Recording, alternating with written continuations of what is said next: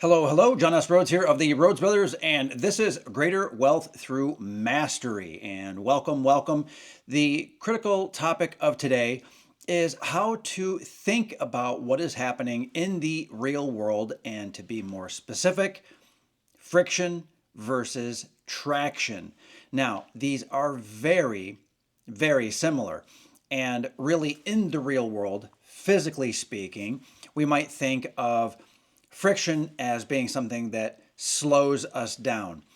It might be something mental that occurs as a result of interacting with people or things, situations, could be your job, could be friends, could be your health, and that results in some kind of irritation. Who isn't irritated now and then? It's a very normal emotional reaction to all kinds of things.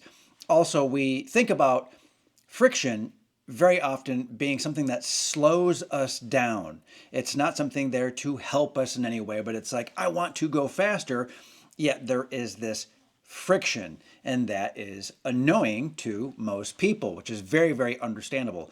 Another thing is that friction is almost a synonym or another way of thinking about problem creation. So you're doing something in the world, you're talking to a friend, you're trying to get something done, trying to get that email sent, trying to record something like a video, and then a problem occurs. And you might think, even if you're not using these words or this word, that's friction. It's a problem, it's an issue, it's something that you have to overcome. Well, that truly is friction, right? And another way to think about friction in the real world, in life, in business, in interpersonal relations, and so on, is what happens as a result of friction. A great example of this is what I'll call emotional waste. Emotional waste. And the idea of emotional waste is you put in the time, you put in the effort, you were focused, you were determined, you felt like you smiled and had charm and charisma. You did everything right, or so you think, and yet you hit some obstacle. There was friction, and therefore there was emotional waste. So sadness, frustration, anger, and you might bottle that up and you might take it out on other people. So friction in the real world, or friction emotionally, very often is stored up like a battery and then it's unleashed. And many people do not have great ways of handling friction in life. They are not getting out, not you, of course, they're not getting out and getting exercise to burn off some of that friction. They are not journaling, they're not meditating, they're not eating healthier foods, they're not having good, solid, healthy conversations with people they know, like, and trust, perhaps mentors, perhaps loved ones. It might be friends and family around you, in fact, that you think are, or they actually are, causing the friction. So there's kind of a catch-22 there. What's actually happening? What is causing the friction? And where do you go to channel it? Where do you go to release it? And in some cases, it's like, nope, it's my issue, my problem. I'm going to bottle it up. I'm going to store it. And therefore, the friction really energizes the battery. In fact, a great mindset here about that, to understand what friction is that in many electrical hybrid vehicles in particular, when you hit the brakes, you're actually capturing energy as a result of putting the brakes on, right? Applying the brakes actually slows you down, yes, but that energy of slowing things down, capturing that, goes into storing up more energy in the battery. Well, that's a good use of friction, turning into power, juicing the battery, powering the battery.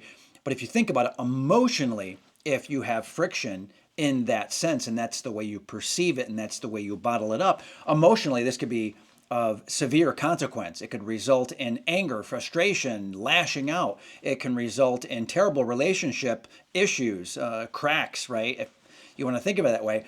And it could, beyond the relationships and the physicality, I mean, it could really have an impact on your finances as well. Because when things break down, one of the first things to take an actual real world hit is your finances. You could lose your job. Maybe you overspend, right? You shop your way through things as a matter of therapy. Or maybe the frustration and that friction that you've stored up gets translated into frown lines, into facial features, into having, a frowny face, which then turns off people. And as a result, you don't get the relationships that you want, and it's a downward spiral.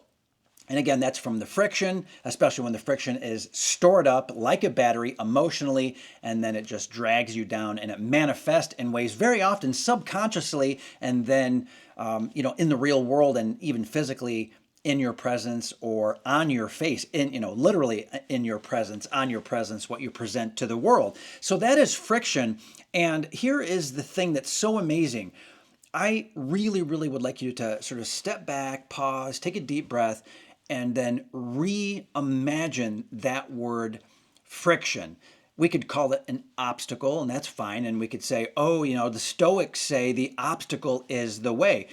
That is true, and let me explain. So if you have a challenge, an issue, a problem, that friction as an obstacle, you might look at that and say, okay, it's just me. Well, that's not true. In most cases, the friction in your life, the obstacles really are the way, because you're having that issue. And if you can, really importantly, when you solve that problem, you can then translate that into teaching, into training, into a digital product, into something that's a service for others, something therapeutic, something that you can provide as value to other people, and you solve that problem for other people. So you experience the problem once or two or three times, a few times, whatever it might be, and then you say, aha, I'm going to solve this. You then go ahead, find a way to solve it. Could be any thing that you happen to come up with or find, and then you put your unique spin on it, you capture that, and then you provide it to people, and you provide tremendous value. So your pain becomes the pleasure, or at least the removal of pain for other people. Again, that's friction turned into sort of a reimagined obstacle, which you then can approach, attack, solve, and just handle. Fantastic, right? So if you do that, again, obstacle is the way, Stoic idea, then you can create value from something negative. Negative gets inverted into positive. And this is very powerful, very wonderful. And that is why I like to change the nature of what I say. I try to change the nature of what I'm thinking about with what I'm exposed to, because we could take that exact same word, friction, and we could call it traction. So if, again, back to sort of a car analogy, because it's so simple and straightforward for all of us to understand and for me to express, and now we have our minds, connected this way, is friction, as it's related to a tire on the road, results in traction for the car so it doesn't skid off that road and crash, boom, right? So traction, rather than friction, traction, rather than friction, obstacle, which you can solve. If you can name it properly and you can reimagine, re-understand the idea, friction versus traction versus perhaps obstacle, then you can get the light from it instead of the dark. You can get the light from it instead of the dark. It's important for me to say that twice so it really breaks through, and we're going to continue by doing this. Traction is a gift. So an obstacle might not be seen as a gift, but traction on the road, keeping you on the road as you're driving, is a gift. It's the gift of life, so you don't slide off the road and very terrible things happen. Okay, so traction is a gift. Whereas friction you might think of as just kind of slowing us down and dragging, right? But if you take traction as the way to think about it, like, okay, I'm going to look at this and feel this way about it. I'm going to feel like traction is a gift, because it's more of a gift, I think, than, hey, this is friction. I think people that think friction is like, it's a problem, or they might think of it sort of physically, like thermodynamics, friction and loss of energy or gain of energy, depending, and so forth. But traction is a gift. You can move forward when you have traction, when you can dig in, properly dig in. You can learn. If you have traction, it means you're making that forward, relentless, focused process into progress, right? So it's like you're moving forward. Because you have traction, you're able to progress, move, learn, and that's why we go back to the idea of the obstacle being the way, the obstacle becoming the solution that you can provide to other people. The obstacle is the way to a solution or a service that you can provide to other people.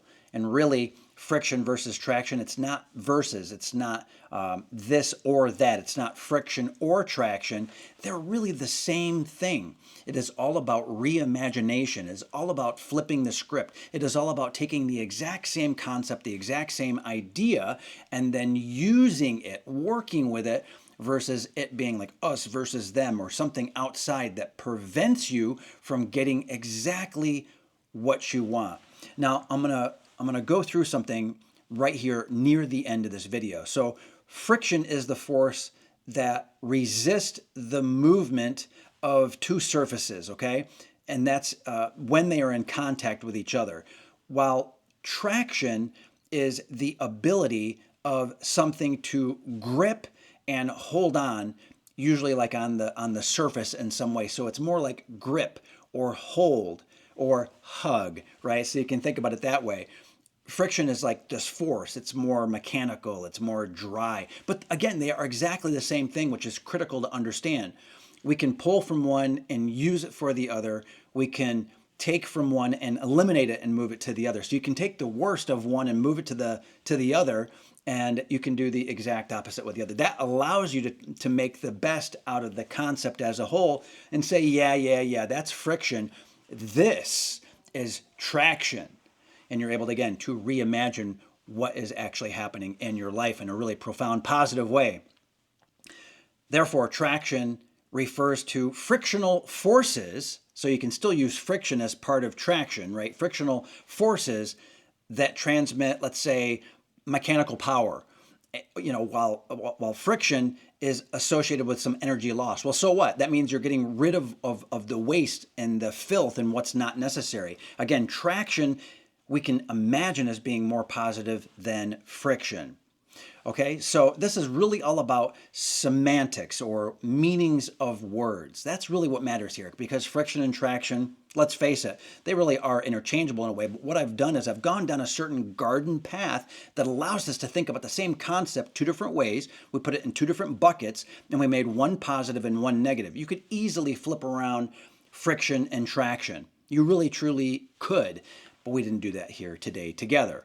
What do you think? Does this resonate with your experience of semantics and ideas and friction? How about the analogy? Is there a better analogy than using a car and traction on the road? What about the obstacle is the way?